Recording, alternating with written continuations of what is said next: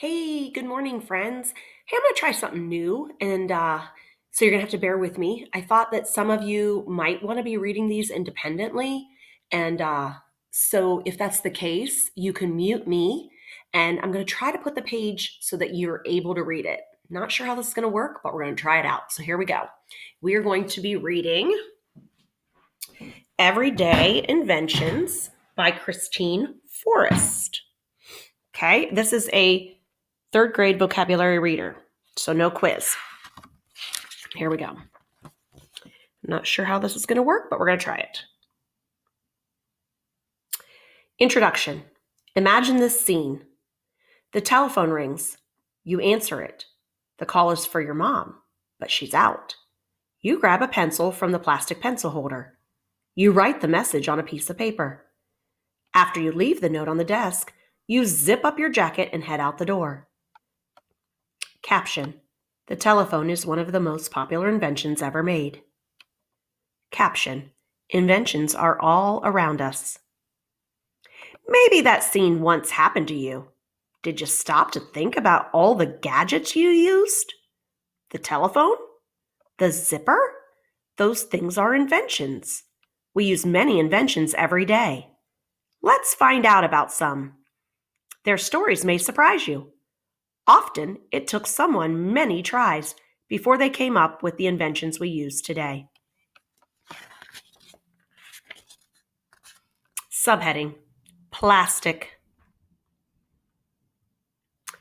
Plastic is over 100 years old. An English scientist cut himself. He looked in his medicine cabinet for something to stop the bleeding. He saw a tough, rubbery substance there. He had an idea. He worked on the materials in his laboratory. Soon he had created a new material that we know today as plastic. Over the years, other scientists worked to make plastic better. Today, plastic is everywhere. Caption. Today, many products are made from recycled plastic. I'd like to stop here and point out, too, if you are listening to me, that the very first piece of plastic ever invented is still on this earth somewhere, maybe in the plastic island, I don't know, because plastic is not biodegradable, so it never breaks down. Caption. Alexander Graham Bell's telephone made it possible for us to have radios and cell phones. Subheading. The telephone. Mr. Watson, come here.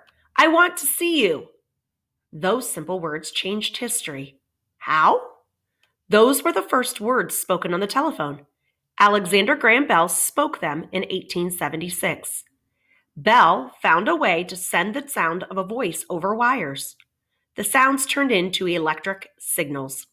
This led to the first telephone. Caption. Today's paper is made in factories. Paper. Paper is one of the oldest inventions. The ancient Egyptians made a kind of paper over 3,000 years ago. They used a plant called papyrus. That is where we get the word paper. Maybe Mrs. Heck pronounced that wrong. Maybe it's papyrus. Long ago, paper was not cheap, so only the rich used it. There were no ways to erase mistakes. Only scribes, people with special training, learned to write on the paper. Now, I want to point out that if you didn't know what a scribe was, you use the context clues around you. It says people with special training. So scribes must be people that were specially trained to write. Subheading. The pencil.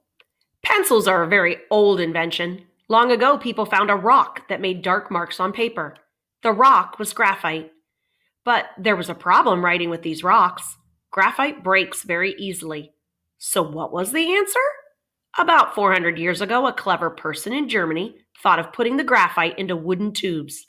The first pencil was made. Caption. Did you know a normal pencil can write up to 45,000 words? That's a lot of writing. Caption.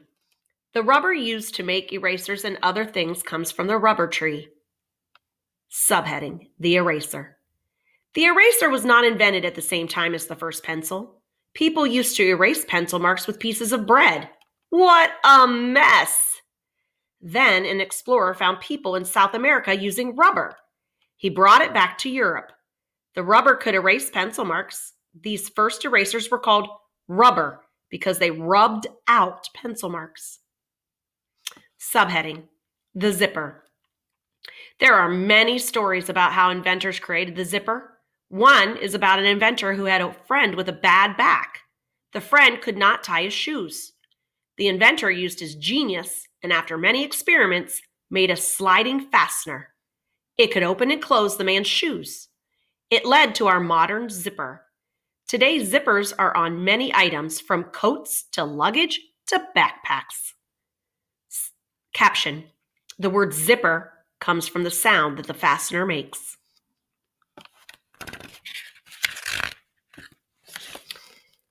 Conclusion: Every day you use inventions.